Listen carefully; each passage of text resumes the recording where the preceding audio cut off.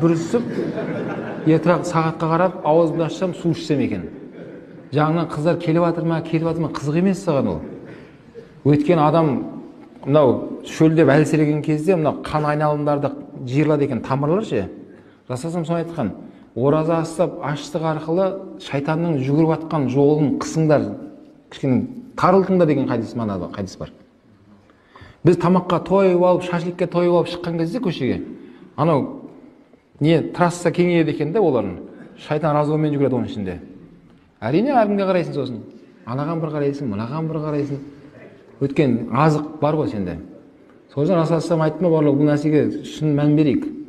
Бауырымыз Алла разы болсын, шын ниетін айтып жатыр ғой, қиналып жатқанын. А енді сізге айтайын, қазір күнде үйленбеуге не себеп бар? Қазір күнде ана той-томалаққа келетін болса, оның да проблема шешілген де шариғат бойынша. Қыз баланың